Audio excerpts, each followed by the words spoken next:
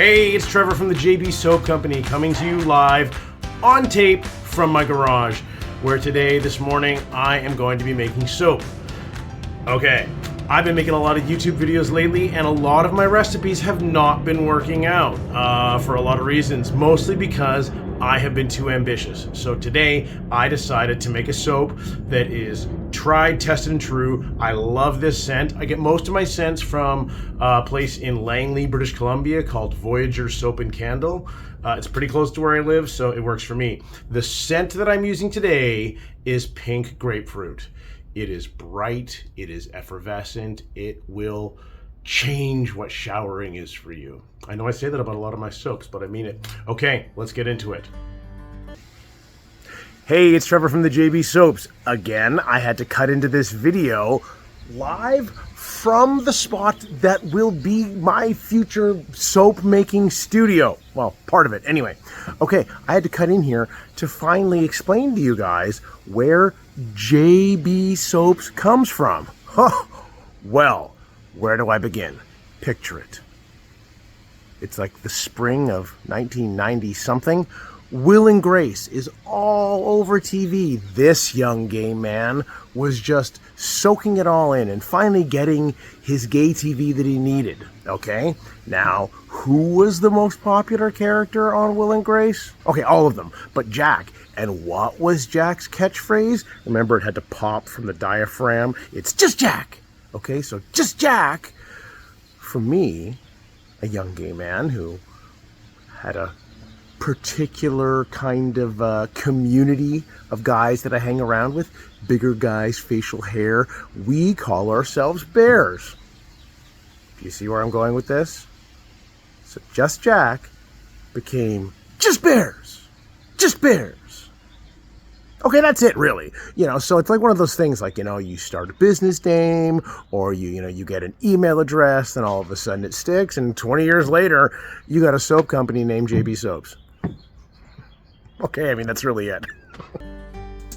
So like I said, I'm using the pink grapefruit scent from Voyager Soap and Candle, and here are my colors for the day. As always, pouring the lye water through a strainer down the arm to avoid bubbles.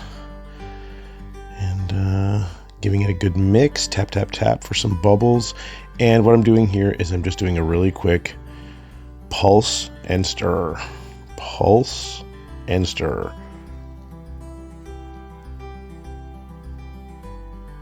At this point, you can see the color of it changing, and it's just coming to a nice light trace, full emulsion. Adding the pink grapefruit. I've used this plenty of times before, so I have a lot of faith that it's not going to accelerate the trace. And yeah, about this point, I feel pretty good about the consistency of the soap.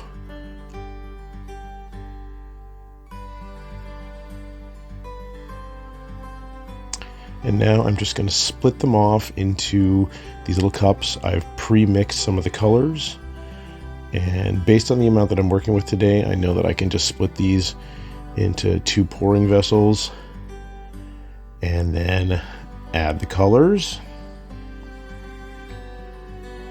For this one, I'm using the Buttercup Yellow Mica from Voyager Soap and Candle.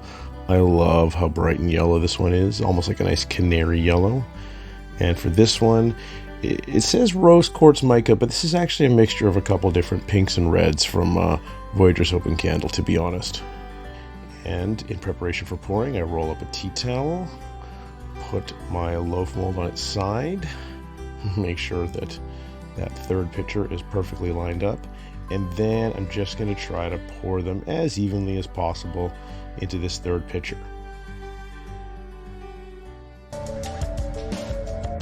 Oh, isn't that sexy? Wow, I mean, okay, that got a little weird.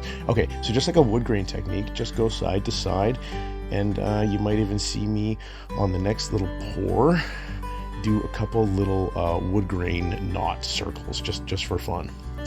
Okay, so I'm topping up the yellow and the pink right here, adjust the angle of the soap mold, pouring side to side, doing a little knot there, doing a little knot over there, trying my best to get all of my soap in the mold. And at this point, it doesn't really matter what the top looks like because it's about the swirl on the inside, and it's going to look great.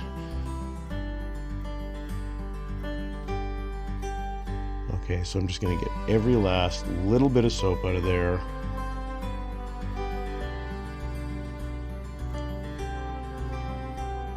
Clean up my surface, clean up my mold, tap, tap, tap it out, and look at how pretty that's going to be. Okay, so that pink grapefruit pour went great. I cannot wait to look at it. Colors are nice and bright. It's kind of Eastery, whatever. I love it, and I cannot wait to cut into it tomorrow. Let's see what it looks like. Okay, here we are, the cutting phase. I can tell right away as I'm separating this from the mold that it probably needed about another 12 hours, but here we are. There's that little chunk on the side, not too happy with, but we move on. I'm going to trim a little bit off of each end. I usually try to keep all of these, and then I tie them up as gifts themselves or as little sampler packs. Making sure that I clean off the wire every time, not to drag that soap through the next cut. We reveal, look at that swirl. It's exactly how I thought it would turn out. Okay, and here we go. Clean off the wire after every cut. I like my nice chunky bars that really last in the shower. Yep, that one's pretty. Whoa, that one's pretty. I wonder how the next one's gonna look. Oh, that's so sexy. Oh yeah, here we go. Here we go. The twins. Shablam. That's some sexy soap.